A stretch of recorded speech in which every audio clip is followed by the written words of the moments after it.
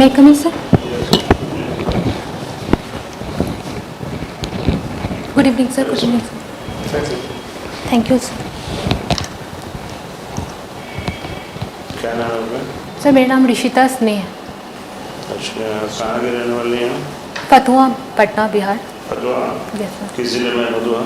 Patna district. Patna जिले में। अच्छा, क्या खासियत है वहाँ का? सर वहाँ त्रिवेणी नदी है और वहाँ पे स्मशान घाट भी है सर, जहाँ पे बहुत जगह मतलब बहुत जगह से आके वहाँ पे लाश चलते हैं। अच्छा, कहाँ से पढ़ाई किया आपने? सर मेरा 10th फतुहा से ही, शिवम इंटरनेशनल स्कूल फतुहा से हुआ है। ग्रेजुएशन? ग्रेजुएशन मेरा Patna women's college Patna university से हुआ है। अच्छा, क्या सब्जेक्ट था वो? सर सब्जेक्ट क्या था? Commerce and accountancy. अच्छा, क्या हॉबीज है? Sir hobbies singing and dancing. Singing and dancing? Singing या dancing? Sir singing and dancing both. Singing में क्या है? सर सिंगिंग में वही मतलब बॉलीवुड सॉन्ग्स, मतलब स्पेशल ऐसा कुछ नहीं, जो जनरल चल रहा है सर वो सब सॉन्ग्स। अच्छा, आप कॉमर्स और अकाउंटेंसी है? यस। ठीक है, तो आपका जो प्रेफरेंस है फर्स्ट क्या है आपका? Assistant tax commissioner. Assistant tax commission. Yes sir. क्या करेंगे इसमें आप? सर इसमें तो बेसिकली जीएसटी वगैरह के बारे में इसमें रहता है, और फिर जो भी हमारे वार्ड्स होते हैं उनसे उनके जो फाइल्स वगैरह है उसको मेंटेन करके रखना, ये काम। फिर हमारे जो सीनियर हैं उनके द्वारा जो ड्यूटी दी जाएगी वो उनको फुलफिल करना हमारा ड्यूटी है। जब जीएसटी लॉन्च होने वाला था, हाँ सर। ठीक है, तो बिहार सरकार का ये कहना था कि जीएसटी मतलब फ्रूटफुल नहीं होगा, ठीक है। बहुत सारे राज्य इसके अगेंस्ट थे, केंद्र सरकार जीएसटी लागू करना चाहती थी, ठीक है। तो क्या जीएसटी आपके मायने में कहाँ तक सही है, कहाँ तक गलत है? सर अगर जीएसटी के बारे में कहा जाए तो मुझे लगता है जीएसटी काफ़ी हद तक जो हमारे जैसे टैक्स पेयर हैं, एसएससी हैं, उनके लिए काफ़ी हद तक सही रहा है, क्योंकि टैक्स में कैस्केडिंग इफेक्ट था। जब हम लोग टैक्स बिफोर जीएसटी टैक्स पे कई बार हो रहा था कि हमें प्रोडक्शन के टाइम पे टैक्स पे करना होता था, उसके बाद फिर सेल्स होता था, फिर भी टैक्स उस टैक्स जो लग चुका है सर उस पर भी टैक्स पे करना होता था, तो कैस्केडिंग इफेक्ट आ जाया करते थे। तो इस चीज़ से जीएसटी ने कहीं ना कहीं हमें रिलीफ दिया है। साथ ही साथ सर जीएसटी ने सेकेंड पॉइंट अगर मैं कहूँ तो जीएसटी के आने से सर जो हम मतलब एसएससी को बहुत सारे जो टैक्स पे करने होते थे उनसे रिलीफ, डिफरेंट टाइप्स के टैक्स होते थे, तो काफ़ी ज़्यादा प्रॉब्लम होती थी हर चीज़ को जानना पड़ता। तो एक टैक्स आने से सर ये काफ़ी रिलैक्स हो चुका है हम लोगों के लिए। कुछ राज्य इसके अगेंस्ट क्यों थे? सर कहीं ना कहीं जीएसटी के में से जो उनकी रेवेन्यू है वो कम हो गए थे।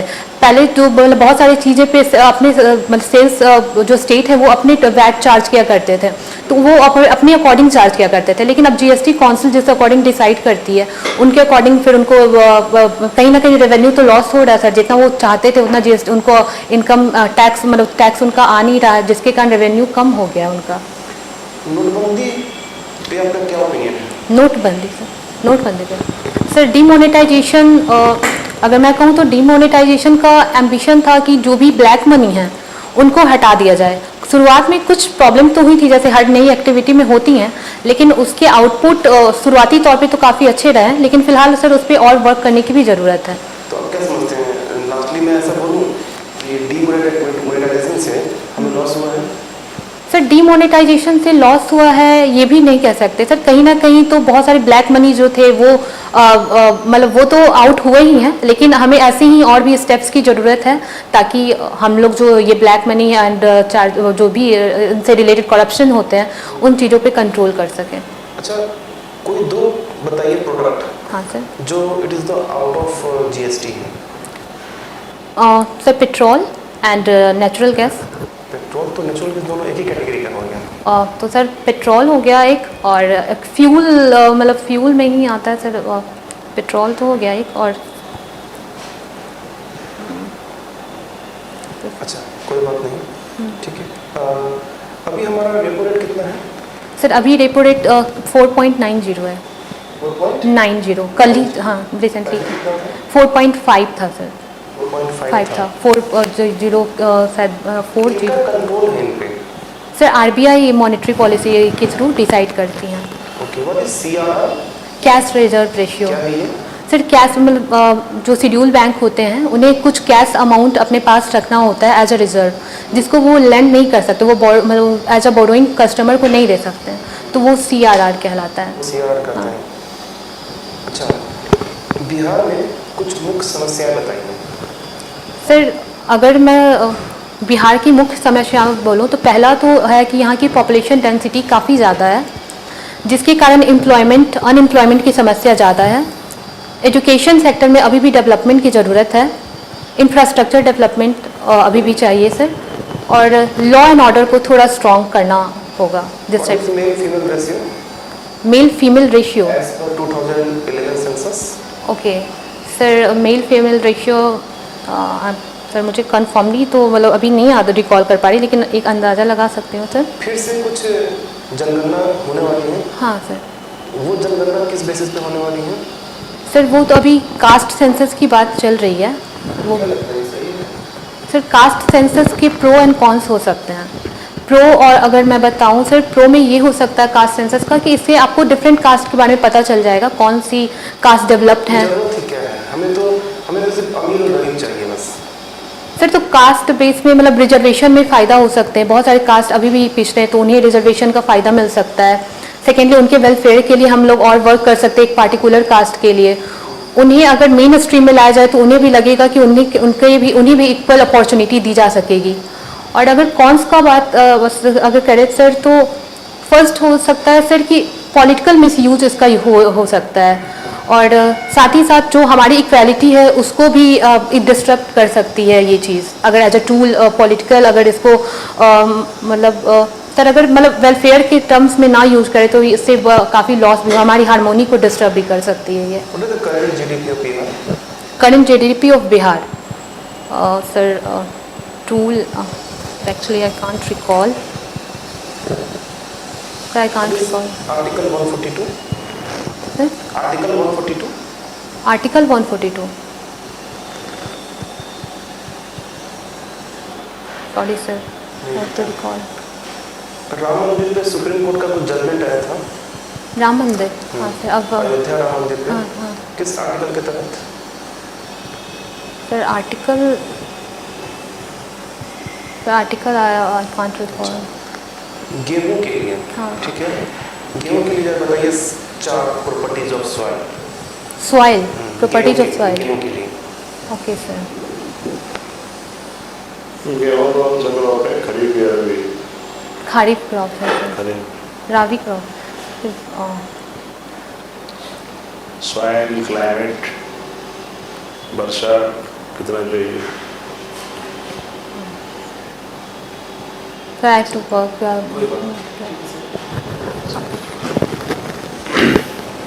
रिशिता, आपने जैसा भी बताया कि जैसे आप की हॉबीज़ जो है वो सिंगिंग एंड डांसिंग है, ये सारा जो आप काम जैसे अगर आप करेंगी तो सरकारी काम में इतना ज़्यादा प्रेशर होता है समटाइम्स कि आपको हो सकता है कि हॉबी को फुलफिल करने का समय ना मिले, तो फिर? सर अगर प्रेशर है तो सिंगिंग ऑब्वियसली प्रेशर रिलीज करने में काफ़ी मदद करेगी सर। मतलब प्रेशर के साथ भी अगर गुनगुना लूँ तो मुझे लगता है वो काफ़ी हेल्पफुल रहेगा। तो इसका मतलब हॉबीज़ का मतलब होता है कि आप रिलैक्स उसके थ्रू हम लोग करते हैं। एक चीज़ जैसे आपसे हम जानना चाह रहे थे कि जैसे हमारे यहाँ पर खास करके बिहार में या बाकी भी जगह पर महिला से संबंधित जो लोगों की सोच है वो बहुत ही मतलब आप कह सकते हैं कि अभी भी जो मतलब कि पुरुष सत्तात्मक जो समाज है वो अभी भी उसको थोड़ा अपने से कम ही मानता है, और कहीं ना कहीं इस पर बदलाव करने की ज़रूरत है। तो आप जब ब्यूरोक्रेसी में आएंगी तो आप कैसे ऐसे उपाय करना चाहेंगे कि जिससे कि लोग जो हैं वो महिलाओं को बराबर का स्थान दें, और साथ ही साथ समाज में उनके लिए क्या क्या सेक्टर्स है जहां पर काम किया जाना अभी भी ज़रूरी है?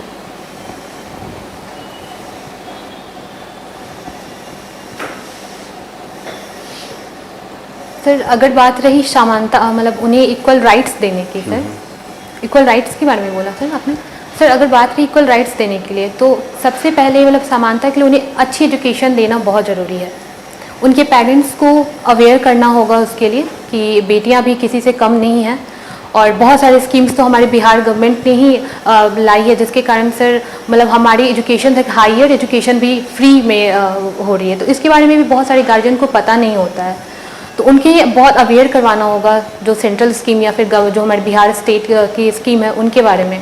सेकेंडली गर्ल्स को मोटिवेट करना होगा कि वो खुद अपने पेरेंट्स से बात करें, उन्हें अवेयर करना होगा उनके राइट्स के बारे में।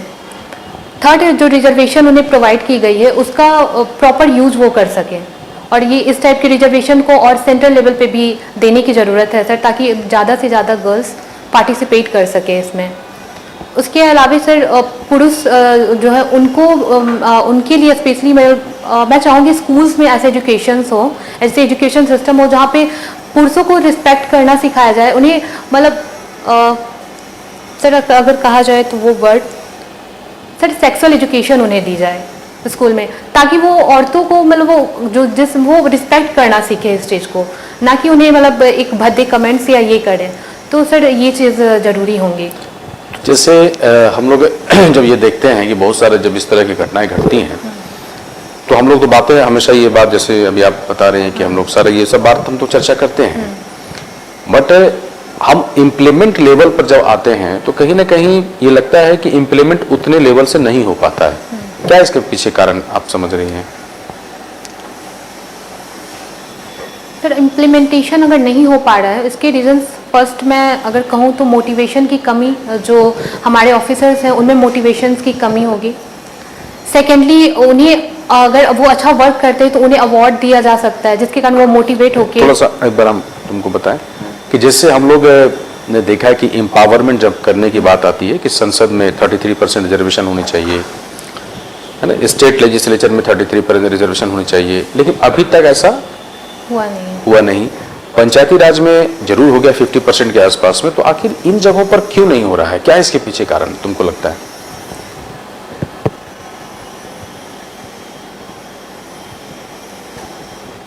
सर अगर मुझे कहा जाए तो मुझे ये लगता है कि कहीं ना कहीं पॉलिटिकल विल की कमी है। सेकेंडली महिलाओं को भी थोड़ा इसमें एम्पावर होकर उन्हें अपने हक के लिए बोलना चाहिए, क्योंकि अभी भी देख रही हूँ तो महिला उतने ज़्यादा दिलचस्पी इंटरेस्ट नहीं ले रही हैं, पॉलिटिकल सिस्टम में आने में हेजिटेट कर रही हैं। थर्ड सर जब हम लोग पॉलिटिकल बैकग्राउंड में आते भी हैं तो काफ़ी ऐसे चीज़ें देखने को मिलती है, जैसे क्राइम बहुत ज़्यादा पॉलिटिक्स में देखा जाता है कि फिर अगर मैं मतलब पॉलिटिक्स में आ जाए तो बहुत सारे क्राइम्स वगैरह होने लगते हैं उन पार्टी के अगेंस्ट। और सर पहली बात, महिलाओं को अभी भी वीक समझा जा रहा है, तो ये जब तक कॉन्सेप्ट चेंज नहीं होगा तब तक मुझे लगता है कि इसका मतलब है कि अगर हम इसको एक पॉइंट से ऐसा लें कि सबसे पहले हम लोग की मानसिकता में बदलाव आना चाहिए, है ना, उसके बाद फिर आप जो तो आप अगर डीएसपी बनेंगी तो क्या आप ऐसा कोशिश करेंगे कि हम स्कूलों में जा करके अलग अलग जगह पर जा करके इस तरह की कुछ काम करें जिससे कि उनके अंदर में मतलब ये लगे कि हाँ हम भी कुछ कर सकते हैं? एक और चीज़ हम आपसे जानना चाह रहे थे कि जैसे आपने लिखा कि आप फतुहा की हैं, ठीक है, और आपने फिर यहाँ पर पटना विमेंस कॉलेज से आपने पढ़ाई किया, ठीक है। अच्छा ये बताओ कि भारत के कॉन्स्टिट्यूशंस में वीमेंस के एम्पावरमेंट के लिए कहीं चर्चा की गई है क्या?